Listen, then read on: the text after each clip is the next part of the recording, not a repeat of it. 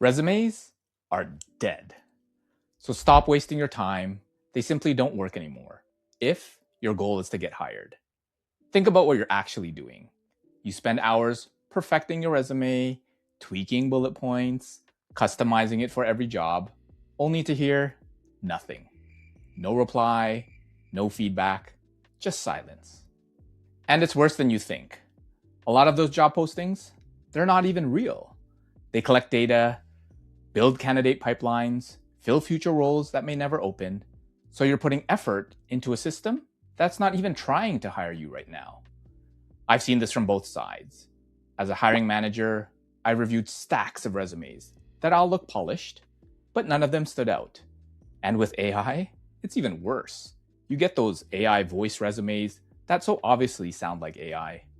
Plus, in the Focus Inspired Academy, I see the same frustration every week when people start out. These are capable people, smart people, brilliant people, but they're stuck in the same loop.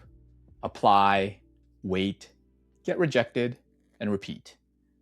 Now here's the shift. The resume isn't what gets you hired anymore. It's what gets you filtered out. Before we get into what works, let me know in the comments what you think of resumes. And do you think we should scrap them? And what would your solution be? So if resumes don't work, what should you actually be doing? Most people get this wrong.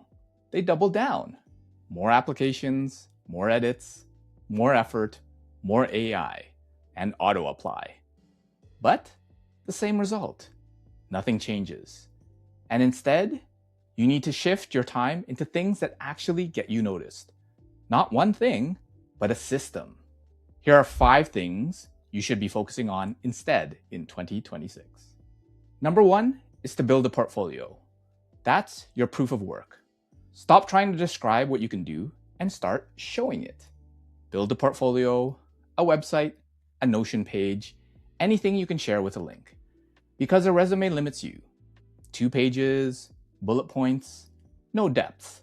But a portfolio, it gives you space. You can show your thinking, your process, and your results. And this is where you add your edge. Something that actually makes someone stop. Because now, you're not just another document, you're someone with visible work. Number 2 is to build social proof. Social proof matters, and whether you like it or not, you already have social proof out there. You're either proactively putting it out into the world, or people are guessing whether you truly have anything valuable to share. Social proof shows you're more than just claims on paper. It shows that people pay attention to what you say. People value your thinking, and people trust your output. Now, this doesn't mean becoming an influencer. It means showing your work where people can find it. Sharing insights, breaking down what you've done, and documenting how you think. The best case is you build an audience, maybe even monetize it. And the worst case, you become visible. And visibility alone gives you an advantage. Because when someone looks you up, they see more than a resume. Number 3 is networking the right way. This is my personal favorite because it works. Meeting someone in person or even on a call is far more powerful than reading your resume. Because now you're building something that a document can't. Trust. Now you can have real conversations and understand what they're working on. You can position yourself on your value and how you can help. And here's what most people miss. Opportunities may not exist yet, but when they do, people think of people that they already know, not random applicants. So an even better idea? Combine your portfolio with social proof and networking. Build your portfolio piece for a company or based on an interaction with someone. And after you message or chat with someone, how about saying something like, I was so excited by our conversation, I decided to do this. Now this depends on the conversation. And thinking about how you could solve a real problem makes you more valuable and noticed faster. Number 4 is volunteering. Now make sure it's strategic, not random. And to me, volunteering is so underrated. Not because it looks good, because it gives you access. You're stepping into real environments, working on real problems, around real people. That gives you experience, proof, and connections. Plus, it's visible. So when you're networking or building your portfolio, you actually have something real to talk about. And again, the people that you meet there, they might already be in the right rooms, so that when something opens up, they recommend someone they've seen in action. And what most people miss is that volunteering is not just about having something to talk about. It's also one of the best forms of networking.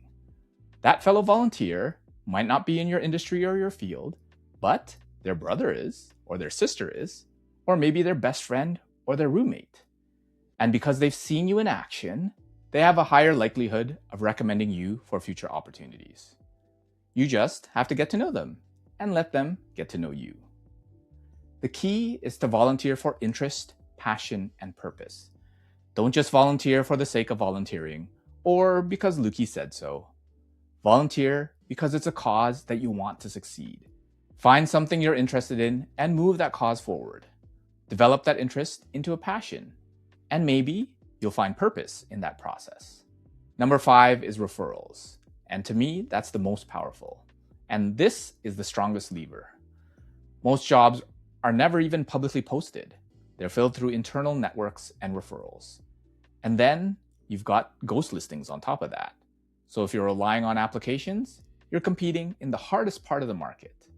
Referrals, they cut through all of that because they come with trust. You're not just another name, you're someone being recommended. So how do you do this? You don't message people asking for a job. You reach out to people you know. Friends, relatives, colleagues and acquaintances, and neighbors. And don't just depend on the people you know well. Research actually shows that weak ties offer the best opportunities. Why? Because strong connections are likely in the same circles as you and have probably already helped you. But people outside your immediate circle have access to different opportunities. Plus, you get the benefit of the halo effect of people in common and other commonalities. When you reconnect, you don't ask for anything upfront.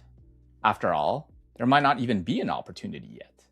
You ask for what they're working on, what they're seeing, what they're changing, and ask yourself, how can I help with that? And when your response becomes a valuable answer, that's when an opportunity could even be created just for you. Because the best opportunities come through conversations, not applications. And one more thing, if you're younger, 18 to 25, go travel, experience new environments. Because right now, your biggest advantage isn't your resume, it's your time. You don't need everything figured out yet. Travel gives you perspective, experience, new people. And those people, they become part of your network. Future opportunities, future collaborations, maybe even future business. You can still build your portfolio, you can still create content, you can still connect with people, just from different places. Yes, that does come from a place of privilege, but if you have the option, why not take the opportunity? The job market has changed. Resumes haven't. So if you keep relying on them, you stay stuck in the loop. Apply, wait, rejected. And if you think these suggestions will take too long, well, just keep applying and you know what long really is. The people who move forward, they're not better, they're just playing a different game. The game that matters right now. If you're tired of guessing and you actually want to build the skills and positioning that make you stand out, that's exactly what we do inside the Career Confidence Gym. It's a space to build real proof of work, get feedback, and surround yourself with people who are taking this seriously. The link is in the description box below. If you want to start applying right away, watch this video on who you should actually be connecting with on LinkedIn. Otherwise, YouTube's got another video for you right here. Until next time, be focused and stay inspired.